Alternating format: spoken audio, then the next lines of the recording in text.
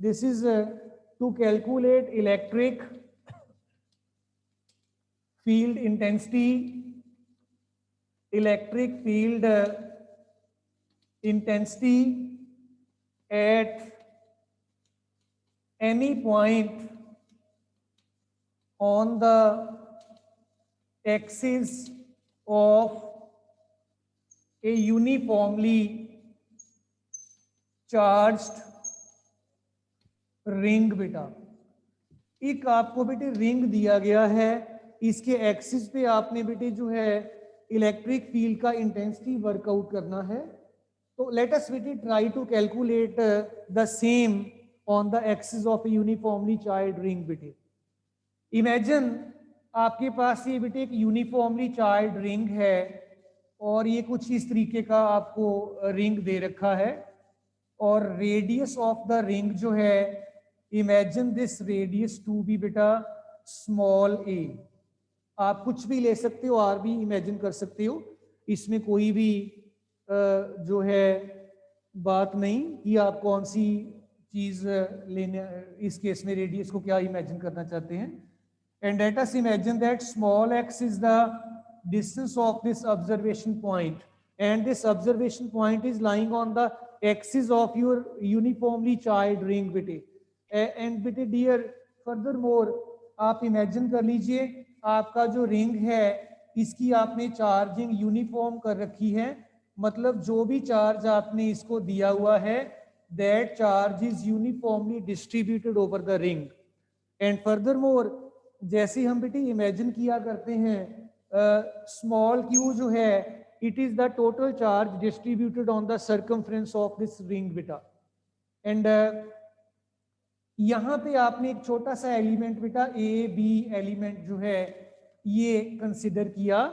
इस A B element से आपने पी पॉइंट तक लाइन ड्रॉ किया, इस लाइन को, इस डिस्टेंस को आप आर डिस्टेंस बेटा कह सकते हो। सो बेटे डियर चिल्ड्रन वंस अगेन सारे बच्चे ध्यान दीजिएगा, आपने एक रिंग इमेजिन किया है और जो रिंग है बेटा इस रिंग को आपने यूनिफॉर्मली चार्ज किया है और यूनिफॉर्म चार्जिंग करने के बाद आपने इसके एक्सिस के ऊपर एक पॉइंट पी इमेजिन कर रखा है। बेटा जब भी आप रिंग की बात करते हो तो ये आपका बेटे जैसे आप ऑलरेडी जानते हैं लीनियर चार्ज डेंसिटी आप ऑलरेडी निकाल चुके हो, लेमडा निकाल चुके हो।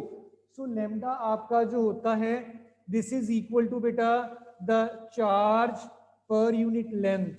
अब इस केस में देख लीजिए आपका चार्ज Q है, लेंथ आपका 2 pi a that is equal to the circumference of your ring. बेटे सो बेटा डियर ऑल आपका जो लेमडा होगा coefficient of linear charge density जो है this is Q upon 2 pi a बन जाएगा और टोटल चार्ज आपका लेमडा इंटू 2 पाई a आप कह सकते हैं। अगर आपको किसी भी पॉइंट ऑफ टाइम पर इसकी जरूरत पड़े तो you can work it out. बेटा now once again total charge Q है, आपने लीनियर चार्ज डेंसिटी निकाल लिया और आपने लेमडा के बाद टोटल चार्ज की वैल्यू इन टर्म्स ऑफ बेटा in terms of your lambda वो भी बेटे आपने निकाल लिया, वर्कआउट कर लिया। अब बेटे देखो ये छोटा सा एलिमेंट है आपका, इसकी लेंथ इमेजिन कर लीजिए डी एल के बराबर है, इसके ऊपर छोटा सा चार्ज डी क्यू है क्योंकि आपने पूरा लेंथ इमेजिन नहीं कर रखा है। सो व्हाट विल हैपन, इस छोटे से एलिमेंट की वजह से रिंग आप इमेजिन कर लीजिए, एक रिंग है आपके हाथ में और उस रिंग के ऊपर एक छोटा सा सर्कमफ्रेंस के ऊपर एक पीस इमेजिन किया आपने। इस पीस की वजह से पी पॉइंट पे इलेक्ट्रिक फील्ड आप निकालना चाहते हैं। आप इस इलेक्ट्रिक फील्ड की जब बात करोगे it will be out directed और आप इसको डीई वेक्टर बोल सकते हैं बेटा। So this is the electric field intensity due to this small small small element on the circumference of the uniformly charged ring. बेटे अब थोड़ा सा और ध्यान दीजिएगा, ये डीई हमारा कितना होगा और हम इसको कैसे फर्दर मोर यूज करके टोटल इलेक्ट्रिक फील्ड इंटेंसिटी निकालेंगे। फॉर दैट ये एंगल पुत्र आप इमेजिन कर सकते हो कि थीटा के बराबर है। इस आर डिस्टेंस ने आपके एक्सिस ऑफ द रिंग के साथ थीटा एंगल बना रखा है, और आप ये भी जानते हैं वर्टिकली अपोजिट एंगल्स होने की वजह से ये एंगल भी थीटा ही रहेगा। और आप डीई को कंपोनेंट्स में स्प्लिट कर लीजिए, this is d E cos theta, और ये वाला कंपोनेंट जो होगा it will be equal to d E sine theta component बेटे आपको मिलेगा। नाउ हम बेटे डीई की बात करने जा रहे थे, this is equal to 1/4 pi epsilon naught, छोटे से पार्ट की वजह से this is equal to d q upon are square. मैं सिर्फ मैग्नीट्यूड ही लिख रहा हूं बेटा, आप डी क्यू की वैल्यू ये वाली सब्स्टिट्यूट कर सकते हो जब भी आपको जरूरत पड़े, लेकिन बिफोर भी सब्स्टिट्यूट द वैल्यू बेटा सी बिल्कुल इसके डायमीट्रिकली अपोजिट एंड पे हमने एक छोटा सा एलिमेंट और इमेजिन किया। डायमीट्रिकली अपोजिट एंड इस एलिमेंट डी एल का बिल्कुल अपोजिट आइडेंटिकल एलिमेंट लिया। इस एलिमेंट की वजह से यहाँ पे इलेक्ट्रिक फील्ड इधर होगा, it will be again d E, इसके दो कंपोनेंट्स आप बनाओगे डीई साइन थीटा और second component will be d E cos theta बेटा। इस तरीके से आप अपने पूरे रिंग को very large number of small elements में डिवाइड कर लोगे, और आपका जो टोटल इलेक्ट्रिक फील्ड है आप बेटे ये डीई कॉस थीटा कंपोनेंट्स को बेटा ऐड कर लो या इंटीग्रेट कर दीजिए। सो आपका टोटल इलेक्ट्रिक फील्ड का इंटेंसिटी जो होगा it will be d E cos theta. इस चीज को आप बेटा इंटीग्रल परफॉर्म कर लोगे, यू विल गेट दिस बेटा। सो इस चीज को वर्कआउट करने के लिए लेट अस बेटे substitute the values accordingly. E will be equal to DE, it was 1/4 pi epsilon naught DQ upon R square बेटा। और अगर आप cos थीटा को देखोगे तो आप ट्रायंगल की हेल्प ले लीजिए, cos of angle theta base upon hypotenuse हुआ करता है, बेस आपका x के बराबर है and hypotenuse is equal to your r बेटे। So I will be having that electric field की intensity 1/4 pi epsilon naught and this is बेटे यूर डी क्यू बेटे हमने यहां से निकाल लेना है। आपका जो ये लैम्डा है इट इज बेटा d q upon d l, d q is equal to lambda D l. आप ऐसे कर लीजिए बेटे, डी क्यू आपको चार्ज मिल जाएगा अपने छोटे से एलिमेंट पे जिसकी लेंथ डी एल के बराबर है। आप लैम्डा की टर्म्स में इसकी वैल्यूज निकाल लीजिए। So D Q will be lambda D L upon are square into X upon R, ये बेटे आपको मिल गया। नाउ बेटे let us try to readjust the terms बेटा।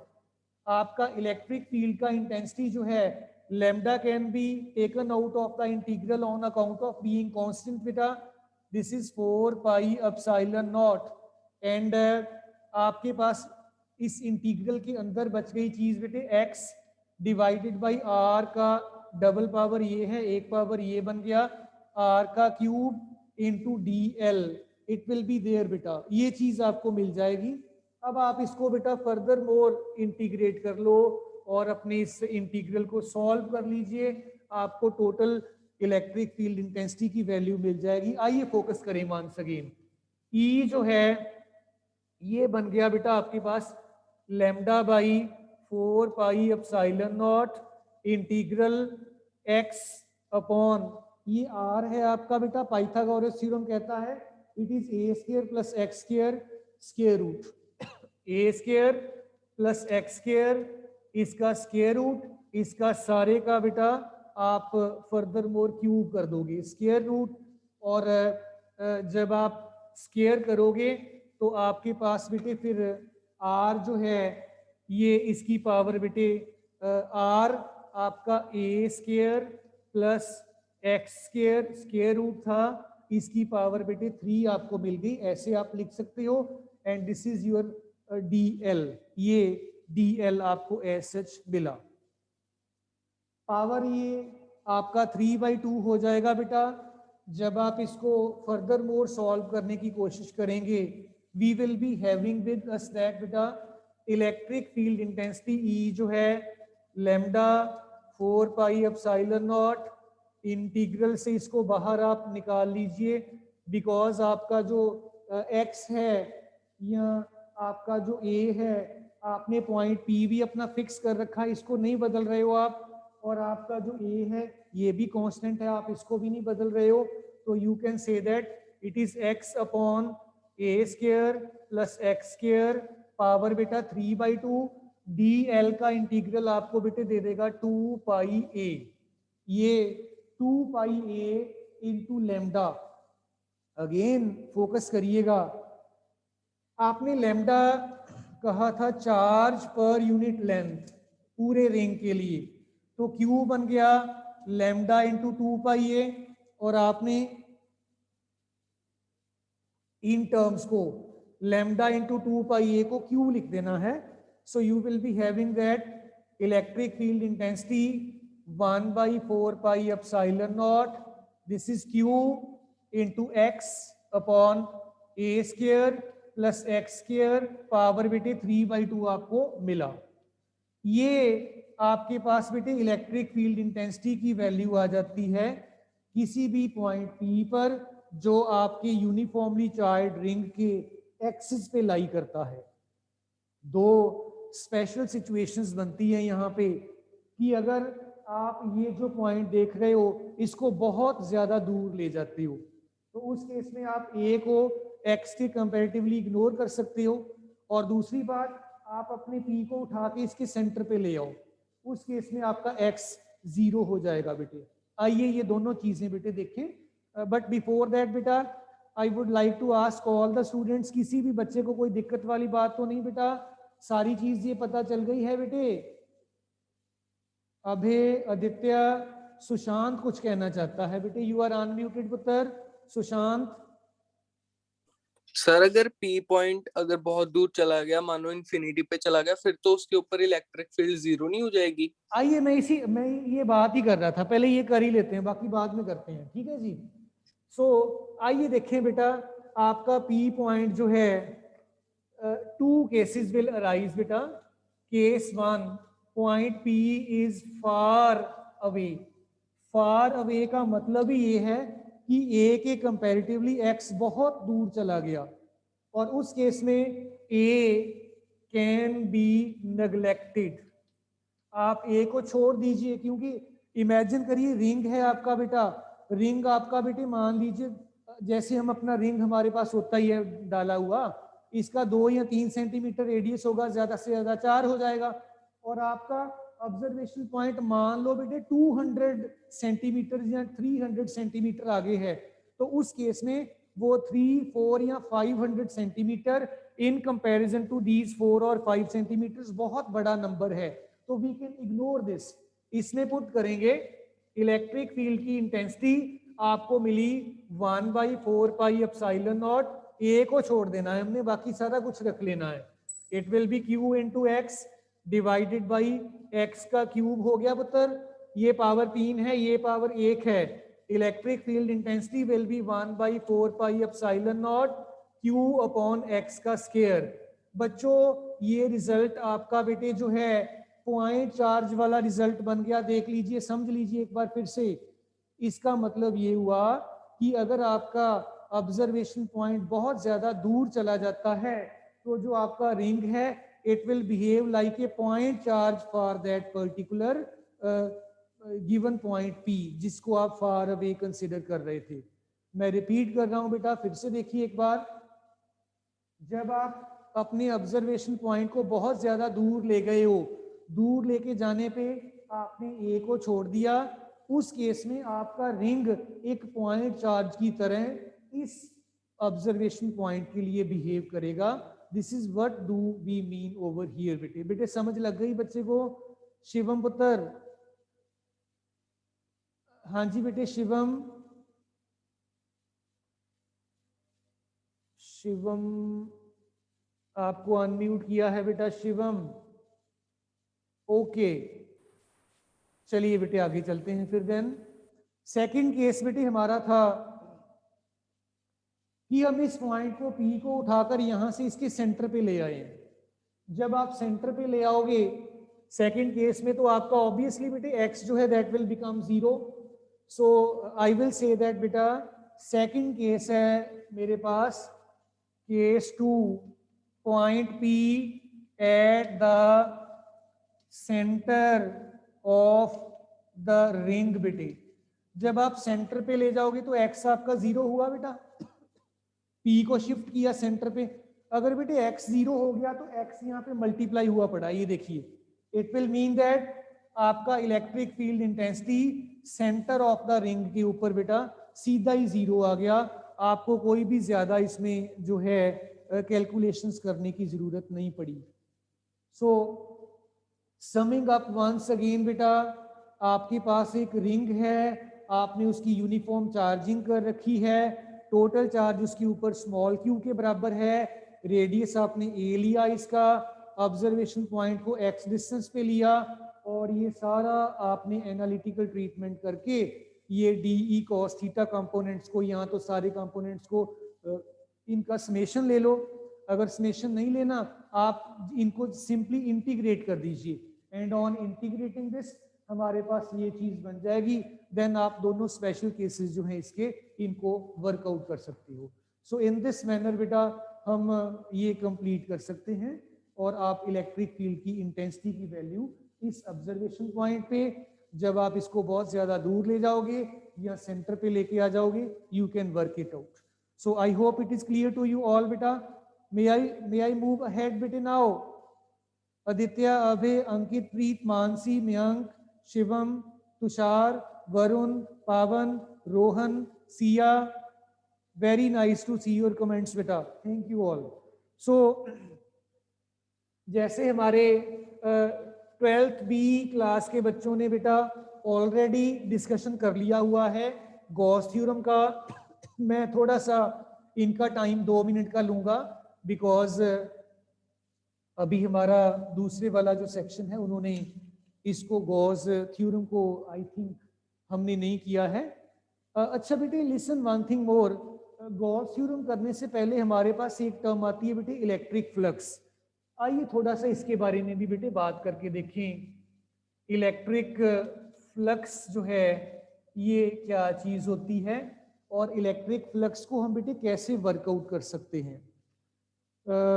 Before I come up with the statement part of this electric flux बेटे, imagine कर लीजिए आपके पास ये कोई एरिया है, ये सरफेस एरिया है कोई, और आपने इस सरफेस एरिया का एरिया वेक्टर जो है ये आपका एरिया वेक्टर A इस तरफ है, और आपने इस रीजन में एक इलेक्ट्रिक फील्ड बेटे ऐसे अप्लाई कर रखा है. This is the electric field applied across this particular area और surface area rather. Electric flux बेटे बेसिकली आपको बता देता है कि total number of electric lines of force किसी भी सरफेस के साथ कितनी लिंक्ड हैं, that do we say as the electric flux बेटा. इलेक्ट्रिक फ्लक्स बेटा जो है ये आपका इस केस में because number of electric lines of force है, ये आपका पॉजिटिव भी हो सकता है, नेगेटिव भी हो सकता है, और जीरो भी हो सकता है. सो इलेक्ट्रिक फ्लक्स को बेटे फाई से डिनोट करेंगे. इलेक्ट्रिक फ्लक्स जो है बेटा it is defined as the total number of electric lines of force linked with a given surface area बेटा. आप जैसे यहाँ पे ये कंसिडर कर रहे थे, आपको एक एरिया दिया हुआ है, ये एरिया दिया गया है, E आपका इलेक्ट्रिक फील्ड का स्ट्रेंथ है. Before we do with this all बेटा, इमेजिन कर लीजिए आपने यहाँ पे एक छोटा सा एरिया वेक्टर DA इमेजिन किया. Let me redraw this diagram rather. आपके पास ये बेटे मान लीजिए कोई ये सरफेस एरिया एलिमेंट है, एरिया वेक्टर इसका जो है यहाँ DA से डिनोट कर लीजिए, DS से डिनोट कर लीजिए, S फॉर सरफेस एरिया. इसमें कोई भी ऐसी हार्ड एंड फास्ट बात नहीं है कि आपने जी इसी लेटर से डिनोट करना है। ये इमेजिन कर लो इलेक्ट्रिक फील्ड इस रीजन में आपने लगा रखा है इलेक्ट्रिक फील्ड ई। अब थोड़ा सा फोकस करिए, ये मेरे हाथ में जैसे डस्टर है बेटा, आप इसका ये वाला पार्ट देख रहे होगे, ये ब्रेड्थ है, ये लेंथ है। ब्रेड्थ को मैं अगर लेंथ से मल्टीप्लाई कर दूंगा एरिया बन जाएगा। एरिया वेक्टर की अगर बात करूं it will B normal, out drawn normal, this is called area vector. So area आपका इस केस में ये एरिया वेक्टर जो है ये इस डायरेक्शन में डायरेक्टेड है, और आपने इलेक्ट्रिक फील्ड के साथ इसका एंगल थीटा जो है ये बच्चों बना रखा है। नाउ आपका जो इलेक्ट्रिक फ्लक्स होगा इस केस में इस एरिया के साथ जो लिंक हुआ पड़ा है, आप इसको डी फाई बोल सकते हो। दिस इज इक्वल टू बेटे ई vector dot D S vector. और अगर आप बेटे टोटल फ्लक्स निकालना चाहते हो, फाई के साथ आपने डिनोट किया था, it will be integral of this d phi, it will be integral E d s and cos of angle theta आप बेटे कह सकते हो। नौ बेटा यही बात मैं कह रहा था कि जब ये आप डॉट हटा देते हो, आपने जैसे डी फाई के बारे में बात की थी, it was E d s cos of angle theta. अगर तो आपका angle theta less than 90 degree है, आपका फ्लक्स जो होगा it will be considered as positive flux बेटा। और अगर आपका जो एंगल थीटा है this is equal to 90 degree, 90 degree कब आएगा, आपने इस प्लेन में, जैसे ये आपका एरिया है, इलेक्ट्रिक फील्ड ऐसे लगा हुआ है, तो उस केस में cos 90 जीरो होने की वजह से फ्लक्स कोई भी नहीं लिंक होगा। और थर्ड केस में आप अपना एंगल 180 इमेजिन कर सकते हो, मतलब इलेक्ट्रिक फील्ड इधर है, सरफेस एरिया इस तरफ आपका पॉइंटेड है। सो थीटा अगर 180 है, आपका फ्लक्स जो होगा phi that we will treat as negative. So this can be said to be more than 90 simply beta. Acute angle अगर लेस देन 90 डिग्री जैसे आपको बता ही दिया है एक्यूट एंगल है, तो आपका फ्लक्स बेटा पॉजिटिव होगा। अगर आपका एंगल एग्जैक्ट 90 है तो फ्लक्स जीरो हो गया, अगर आपका एंगल मोर देन 90 हुआ तो फ्लक्स नेगेटिव हो गया। इट विल मीन दैट बेटा आपका फ्लक्स तीनों तरह की वैल्यूज जो है वो अज्यूम कर सकता है, may be positive, may be negative, may be zero बेटा। सो इसी फ्लक्स के साथ रिलेटेड आपका बेटे गॉस थ्योरम है। बच्चों डियर चिल्ड्रन, मैं गॉस थ्योरम का कुछ भी पॉइंट बोलने से पहले दो बातें बेटे बोलूंगा, जरूरी डिस्कशन की हैं आपके साथ। गॉस थ्योरम और कूलम्स लॉ ये दोनों सेपरेट नहीं है। आपका जो गॉस थ्योरम है it is more basic, Coulomb's law आप इससे डिराइव कर सकते हो। मतलब कहने का ये हुआ कि जो आपका गॉस थ्योरम है ये कूलम्स लॉ से भी बेटर है, ये आपको कूलम्स लॉ भी दे देता है। इन एडिशन टू दैट इससे हम और भी काफी जो हमारे पैरामीटर्स हैं वर्कआउट कर सकते हैं।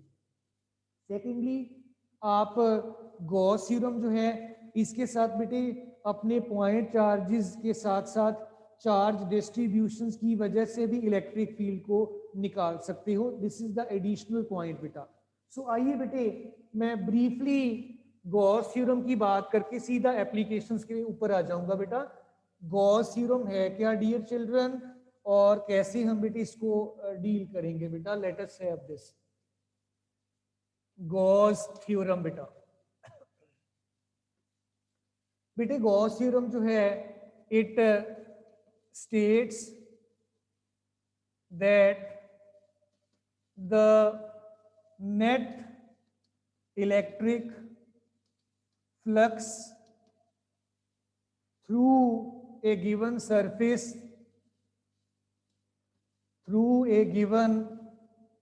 surface, area enclosing a charge small q, enclosing a charge small q is 1 upon epsilon naught times the charge enclosed beta. Charge enclosed by that surface, rather आप ऐसे भी कह सकते हो। I mean to say that कि flux जो है बेटा 1/ε0 टाइम्स चार्ज के बराबर होगा। आप इसको ऐसे भी लिख सकते हो, फ्लक्स का फॉर्मूला आपने अभी अभी कहा था, this is closed surface integral E vector dot D S vector, this is 1/ε0 times Q. ये तब वैलिड होगा अगर आपका मीडियम एयर है जिसमें आपने ये सारा कंसिडरेशन किया है। अगर आपका मीडियम अदर देन एयर है तो इसके साथ अपसाइलन आर भी इसके साथ आके नीचे डिनोमिनेटर में मल्टीप्लाई हो जाएगा बेटा। ये आपका गॉस थ्योरम एज सच है। अब विदाउट एनी डिले इसको बेटे हम प्रूव कैसे कर सकते हैं? गॉस थ्योरम का पुत्र प्रूफ क्या है? प्रूफ के रिगार्डिंग आप अपना कोई भी point charge plus Q imagine कर लीजिए। इसमें बड़ा ज़रूरी है आप एक बेटे इमेजिनरी सरफेस ड्रॉ किया करते हो अपने गिवन चार्ज के राउंड अबाउट बेटा। आपका पॉइंट चार्ज है, आपने इसके राउंड अबाउट बेटे एक स्फेरिकल सरफेस जो है ये ड्रॉ किया। इस सरफेस को आप गॉसियन सरफेस बेटे कह देते हैं। Gaussian surface is nothing but the hypothetical surface drawn around that particular point. Dear children, इस गॉसियन सरफेस का रेडियस आपने आर मान लिया स्फीयर का। क्योंकि पॉजिटिव चार्ज है, आपका इलेक्ट्रिक फील्ड का इंटेंसिटी जो है it will be given by this out drawn normal to this particular sphere बेटा। अगेन इमेजिन कर लीजिए, यहाँ पे मैंने अपना ऑब्जर्वेशन पॉइंट ये लिया था बेटा।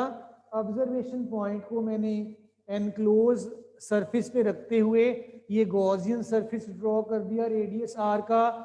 इस चार्ज की वजह से इलेक्ट्रिक फील्ड की इंटेंसिटी जो है दैट इज बेटे given by the out drawn normal बेटा। अब हम बेटे इसके प्रूफ के रिगार्डिंग यहाँ पे एक छोटा सा एरिया एलिमेंट इमेजिन कर लेते हैं, ये एरिया एलिमेंट, और लेट अस इमेजिन दैट इसका जो सरफेस एरिया है this is equal to d s बेटे। तो ये चार्ज की वजह से जो आप चार्ज एट द सेंटर देख रहे हो, इसकी वजह से ये छोटे से एलिमेंट में से कितना फ्लक्स लिंक हो रहा है। क्योंकि एरिया छोटा है, आपका फ्लक्स भी थोड़ा होगा, डी फाई होगा। It will be equal to बेटा closed integral E vector dot D S vector, and this is nothing but 1/ε0 times Q बोला था हमने। प्रेजेंटली हम इस चीज को प्रूव करने जा रहे हैं। It will be equal to E dot D s बेटे।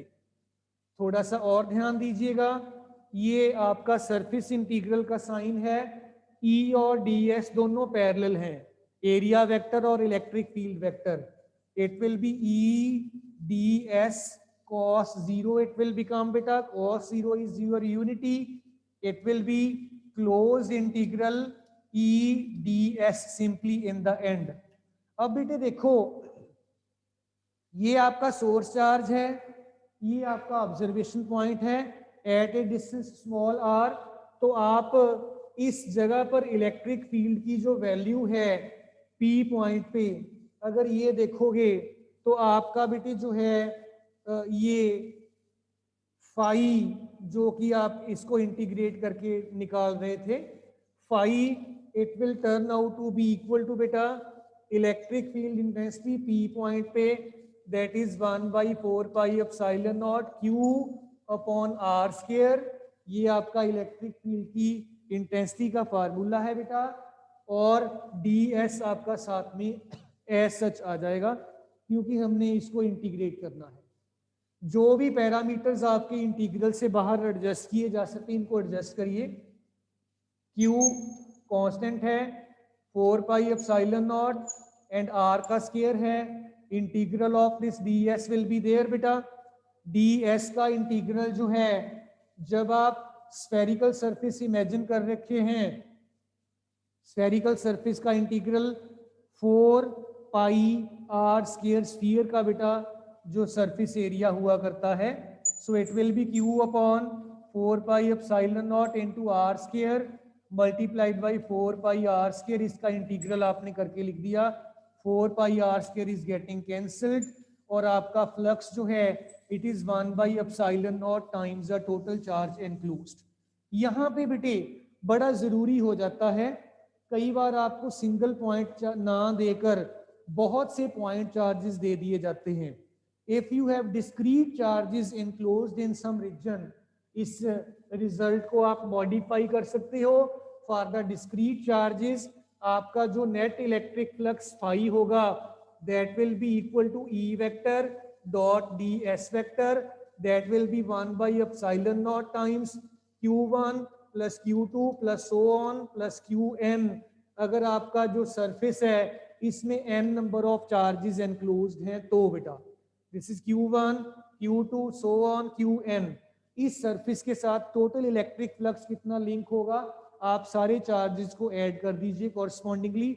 आई just mean to say that कि अगर आपके पास कंटिन्यूअस चार्ज डिस्ट्रीब्यूशन ना होकर डिस्क्रीटली डिस्ट्रीब्यूटेड चार्जेस पड़े हैं, आप एक एक की वैल्यू को रिजल्ट में यहाँ Q की जगह पर Q1 Q2 Q3 Qn की फॉर्म में लिख सकते हो। और एक बात और बेटा, कई बार एग्जामिनेशन में वो कह देते हैं कि आपके पास जी 1 कूलम का चार्ज है। सारे बच्चे जरा पुत्र कैलकुलेशन करने की कोशिश करना। 1 कूलम का चार्ज है, how will you calculate the number of electric lines of force linked with that 1 coulomb of charge बेटे।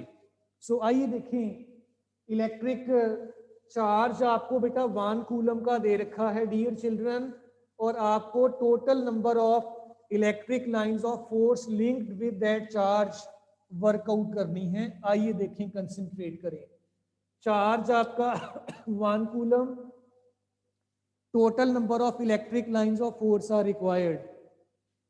Total number of electric lines of force का मतलब फ्लक्स ही होता है, it is 1 by epsilon naught times Q है बेटा। आप simply values put कर दीजिए, आपका जो फ्लक्स है it will be 1 by 8.85 10⁻⁻12। Charge आपका 1 कूलम का था, कूलम में नहीं लिखता हूँ यहाँ पे, तो total number of electric lines of force बन गया 1 बाई 8.85 10⁻12 हो गया ऊपर जाकर। इसको अगर आप सॉल्व कर लोगे डियर चिल्ड्रन, आपके पास टोटल इलेक्ट्रिक लाइंस 1.13 10⁻11 आपका आ जाएगा। इतनी इलेक्ट्रिक लाइंस ऑफ फोर्स, आप एग्जैक्ट नंबर निकाल सकते हो बेटा। ये एक नंबर में कई बार जो है आपके एग्जाम में पूछ भी लिया जाता है। So accordingly you are to be very much बेटे careful in order to have this dealt with बेटा। इसके बाद बेटे मैं अब डायरेक्टली आ जाता हूँ, मेरे पास पॉइंट है कि हम किसी बेटा जो हमारे पास लीनियर चार्ज डिस्ट्रीब्यूशन है उसकी वजह से बेटा इलेक्ट्रिक फील्ड इंटेंसिटी कैसे निकाल सकते हैं। देन हमारा जो सरफेस चार्ज डिस्ट्रीब्यूशन है उसकी वजह से कैसे निकाल सकते हैं। सो वंस अगेन बेटे, आपका जो गॉस थ्योरम है ये आपको बेटे ना सिर्फ पॉइंट चार्जेस बल्कि ये चार्ज डिस्ट्रीब्यूशंस की वजह से इलेक्ट्रिक फील्ड इंटेंसिटी वर्कआउट करने में भी हेल्पफुल है बेटा। सो विद दिस ऑल, अभी मुझे टाइम अलाउ नहीं कर रहा है बेटा, तो फिर कल हम बेटे स्टार्ट कर लेंगे एप्लीकेशंस, इससे आगे स्टार्ट कर लेंगे कि हमारा एक अगर आप लीनियर चार्ज डिस्ट्रीब्यूशन ले लेते हो, सरफेस चार्ज डिस्ट्रीब्यूशन ले लेते हो या कोई और तरीके की डिस्ट्रीब्यूशन है तो हम कैसे इलेक्ट्रिक फील्ड की इंटेंसिटी की वैल्यू निकाल सकते हैं। एनीथिंग यू वांट टू से बेटा? मैंने आपको अनम्यूट किया है dear all, you are all unmuted, आप बता सकते हैं बेटा। अदरवाइज मेरे ख्याल से बेटे आपका भी क्लासेस का टाइम कंप्लीट हो गया है। So best wishes from my side to you all, thank you all बेटा, थैंक यू बेटा।